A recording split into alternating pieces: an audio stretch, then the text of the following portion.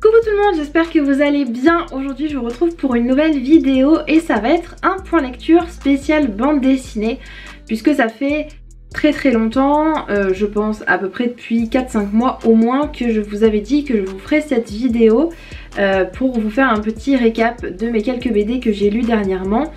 Le problème c'est que voilà, il m'a fallu un petit peu de temps pour lire les 4 BD que je vais vous présenter. Et je voulais les rassembler toutes dans cette vidéo parce que ça va pas prendre très longtemps non plus. Donc je vais vous présenter les 4 BD un peu dans l'ordre de préférence. Je vais garder la meilleure pour la fin parce que ça a été globalement des bonnes lectures, mais la dernière est vraiment une pépite. La première BD dont je vais vous parler, c'est Blanc autour de Wilfried Lupano et Stéphane Fer aux éditions d'Argo. Donc je l'ai acheté surtout pour sa couverture et parce qu'il y avait des avis quand même assez positifs dessus. Et on l'a vu un petit peu tourner sur Booktube, j'avoue. Donc voilà pour ce qui est des planches. J'aime beaucoup les dessins, c'est pour ça aussi que je l'ai prise. Les dessins sont assez... ça fait un petit peu crayon de couleur, je trouve. Il n'y a pas des couleurs très vives. Mais j'aime beaucoup le style en fait. J'aime beaucoup le style, je trouve que c'est très joli. On suit dans cette histoire une école pour jeunes filles dans les années 1830. Donc à cette époque-là, la femme n'a aucun droit, aucun poids face à l'homme. Et donc de créer des écoles pour filles, forcément ça sème le trouble dans le petit village d'à côté. Et donc il va y avoir pas mal de complications par rapport à ces jeunes filles qui vont arriver de parfois très loin pour avoir une éducation. Et le village à côté va pas vraiment être très content de cette nouvelle. Il va y avoir des bâtons dans les roues mis par certains hommes assez importants. J'ai beaucoup aimé, je trouve que c'était très intéressant et ça s'est lu très facilement.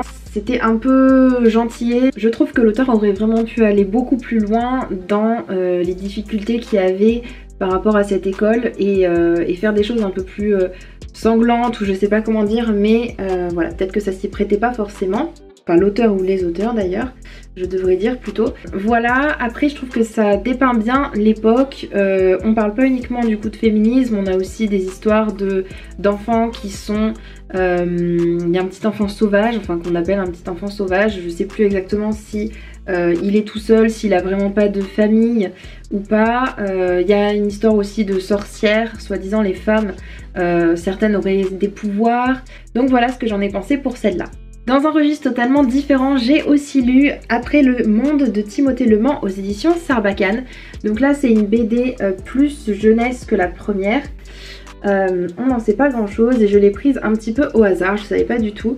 C'est le style de dessin qui m'a un peu interpellée et le fait qu'on n'était que en noir et blanc. Et dans cette histoire, donc on suit un petit garçon qui va se retrouver complètement abandonné parce que sa famille va disparaître et en fait tous les parents disparaissent, tous les adultes disparaissent, même tous les enfants en fait, qu'est-ce que je raconte, tout le monde a disparu et ça c'est depuis qu'il y a une sorte de chose étrange qui est apparue. Donc c'est ce qu'on voit sur la couverture, une sorte de grand tunnel lumineux. Il y en a plusieurs partout dans le monde qui pointent le bout de leur nez et à chaque fois qu'il y a ça, les personnes qui se trouvent aux alentours disparaissent mystérieusement. Le garçon va se retrouver tout seul, il va errer pendant pas mal de temps et puis il va rencontrer une jeune fille et ensemble donc ils vont essayer de comprendre ce qu'il se passe. C'était vraiment super intéressant, on va dire que les 90% du livre m'ont totalement convaincue. J'ai beaucoup aimé le début, le moment où le garçon se rend compte que voilà, qu'il est vraiment tout seul, qu'il va devoir se débrouiller tout seul. Comment est-ce que il arrive à combattre la solitude, les différents moments qu'il va passer. Et aussi ses difficultés parce qu'il va rencontrer certains animaux un peu sauvages. Voilà, j'ai beaucoup aimé en fait cette première partie. Et finalement, à la fin, quand on arrive à l'explication de ce qu'est cette sorte de chose, d'où elle vient, etc. En fait, moi il m'a manqué certaines explications. c'est très fantastique en fait, on sait pas exactement d'où ça sort. Est-ce qu'il y a une sorte de métaphore avec la nature qui essaye de reprendre ses droits, ou même si c'est pas explicite, on peut dire que c'est ça, mais voilà, c'est un peu le souci dans cette BD, c'est qu'on n'a pas vraiment de réponse exacte à nos questions et à l'apparition de cette chose. Donc ça m'a un petit peu laissé sur ma faim, mais il y a 90% de la BD qui m'a totalement convaincue et la fin qui est un petit peu précipitée. Mais voilà, j'ai beaucoup aimé les graphismes, j'ai beaucoup aimé l'ambiance qu'il y avait. Donc voilà, si vous voulez une petite BD sympa, surtout n'hésitez pas à lire celle-ci. Ensuite, j'ai aussi lu Le Patient de Timothée Le Boucher aux éditions Glénat. Donc c'est aussi l'auteur d'autres BD qui ont très bien marché, comme Ces jours qui disparaissent, je crois qu'il y a plusieurs tomes, si je me trompe pas.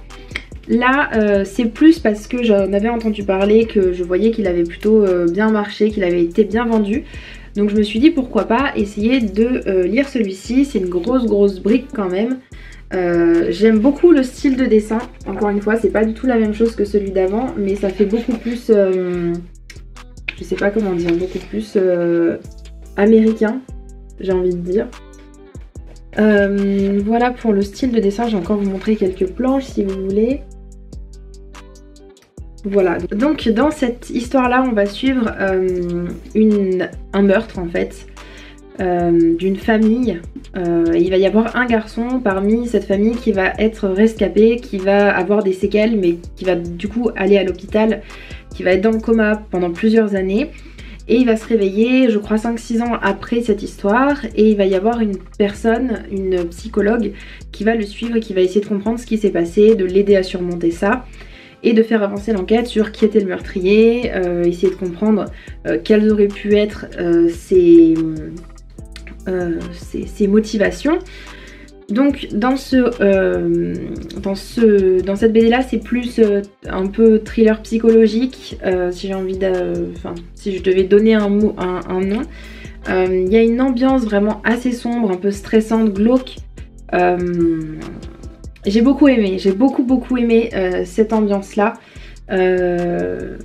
J'ai beaucoup aimé suivre en fait le récit et découvrir petit à petit ce qui s'était passé.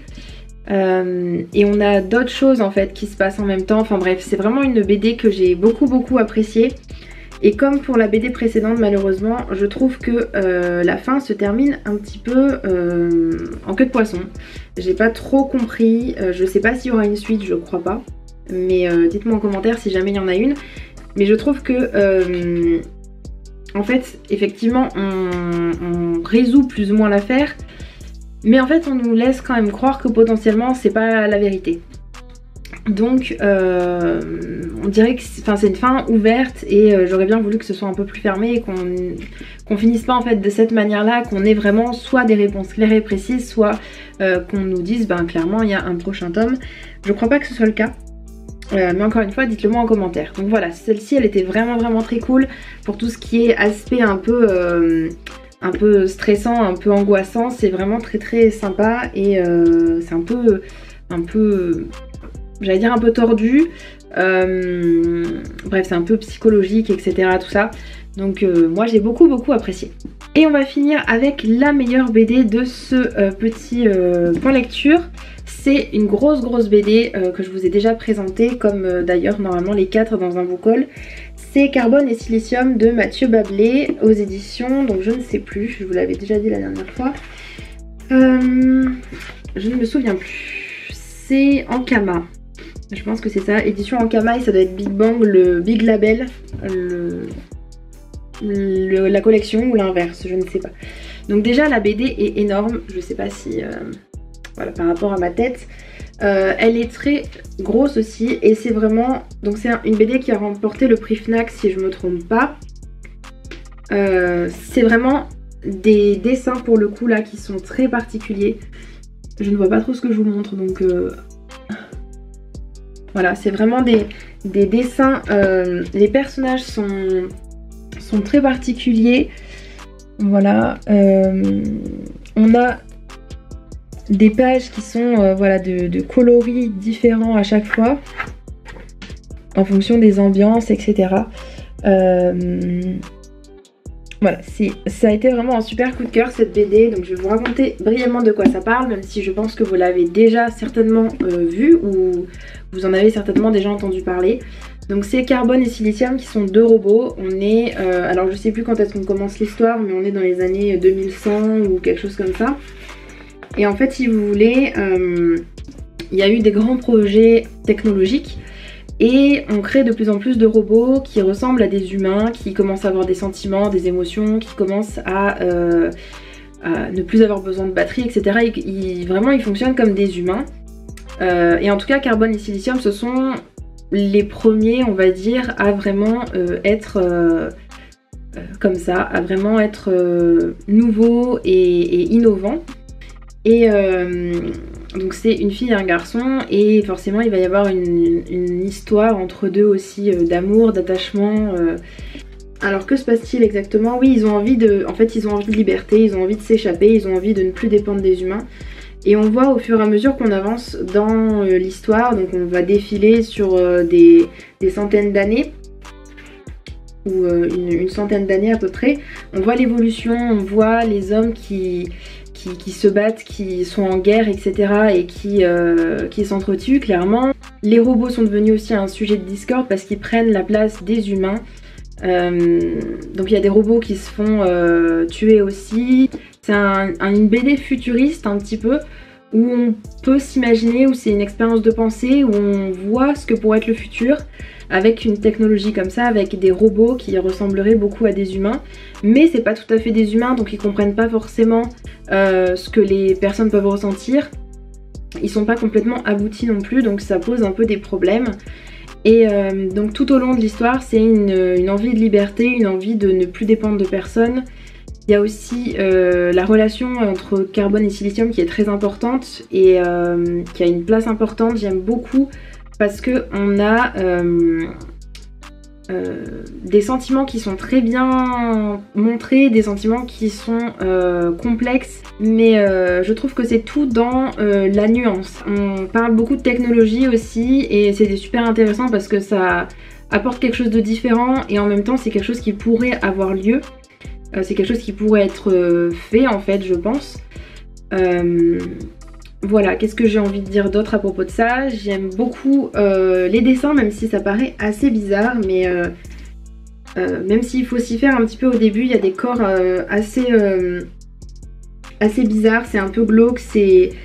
Par exemple cette page là, c'est un peu, enfin je sais pas si je peux vous montrer, mais il y a des boyaux qui sortent, des intestins et tout, il y a le cœur qui bat ici. C'est pas très beau en fait à regarder, mais je pense que c'est fait exprès pour montrer un peu la dureté de la chose. Et voilà, c'est à la fois un peu dégoûtant et à la fois... comment dire? On a envie de regarder, on a envie de s'intéresser et... j'arrive pas à trouver le mot, mais je pense que vous voyez ce que je veux dire. Et la fin m'a plu dans celui-ci par rapport aux autres où je vous disais que ça m'avait pas plu. Là, je trouve que la fin, elle se termine. C'est pas forcément tout joyeux, mais forcément tout le livre n'est pas joyeux. Donc la fin est parfaite. Ce livre est vraiment super. Je vous le conseille si vous ne l'avez pas découvert encore. Et voilà, vraiment je l'ai adoré. C'est vraiment une BD coup de cœur. Je pense que j'ai fait le tour de la question par rapport à cette BD. Si on avait une à retenir des 4, c'est forcément celle-là. Si vous l'avez lu, surtout n'hésitez pas à me partager vos avis en commentaire. Et voilà, c'est tout pour ma vidéo. J'espère qu'elle vous aura plu. Si vous avez lu une de ces BD, n'hésitez pas à me le dire en commentaire. Et si vous avez des coups de cœur qui sont un peu du même genre que Carbone et Silicium, n'hésitez pas à me le dire en commentaire parce que je suis toujours à l'affût de nouvelles BD. Je suis pas je suis pas une grande connaisseuse de BD, donc soit c'est quand j'en ai entendu parler que je les achète, soit c'est parce que la couverture m'a plu, mais je suis pas je regarde pas trop ce qui sort en BD, je sais pas trop ce qui est bien ou pas, j'ai envie de dire. Donc voilà, si vous avez des choses à me conseiller, surtout n'hésitez pas à le faire, et je vous dis à bientôt dans une prochaine vidéo. Ciao ciao!